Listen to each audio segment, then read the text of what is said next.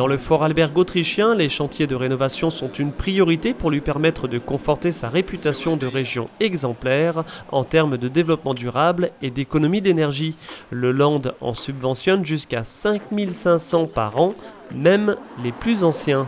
Cette auberge du XVIIIe siècle est un bâtiment classé dont il ne fallait pas toucher l'extérieur.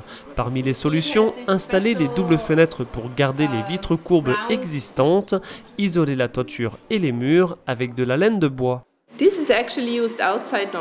Ces panneaux sont normalement utilisés pour une isolation par l'extérieur. Nous avons été les premiers à les utiliser à l'intérieur et nous en sommes très contents. Nous voulions faire des économies d'énergie en utilisant des matériaux naturels parce que cette auberge est très ancienne, fabriquée sans aucun produit chimique et nous voulions donc faire de même. Ce qui m'impressionne aussi, qui me conforte, c'est que le bâtiment est chauffé par la récupération de chaleur produite par des groupes froids. Donc c'est très intéressant et ça montre qu'on a encore un long chemin à faire devant nous pour utiliser toutes les énergies possibles. Chasse aux déperditions énergétiques ou encore récupération de chaleur, c'est exactement ce qui a motivé la rénovation de cette école construite en 1975. À l'extérieur, des pavillons de bois recouvrent une isolation en laine de roche. Dans le gymnase, les verrières de la face nord et du toit ont été bouchées. En hiver, la ventilation double flux renouvelle l'air tout en conservant les calories. Dans les classes où le bois est omniprésent, tout est automatisé. La température varie selon s'il y a cours ou pas et les stores se ferment ou s'ouvrent automatiquement selon la saison et l'ensoleillement.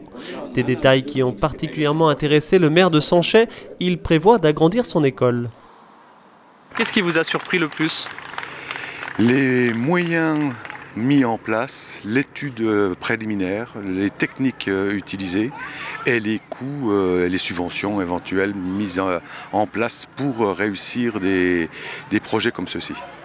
Et effectivement, il y a énormément de moyens qui sont mis au niveau du Land pour faciliter cette démarche. Et c'est un travail de longue haleine, je pense, qu'il y a à mettre en place cette démarche dans nos régions.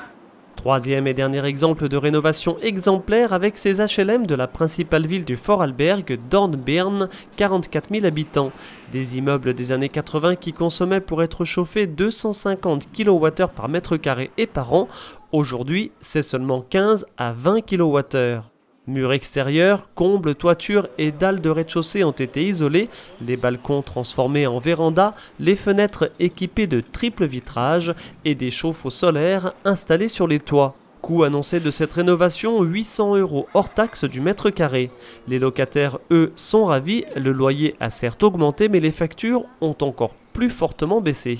Écoutez, c'est assez impressionnant. Alors, si les chiffres qu'on nous donne sont vrais, le fait d'avoir donc fermé toutes les parties terrasses avec du double vitrage, d'avoir mis une VMC double flux, d'avoir mis un revêtement tout autour et des panneaux solaires sur le toit, ils arriveraient à diviser pratiquement par 15 ou par 20 la consommation énergétique.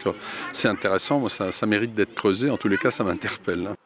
Dernière information surprenante, depuis 2007, dans le Vorarlberg autrichien, tous les bâtiments de logements sociaux qui sortent de terre doivent être des bâtiments passifs.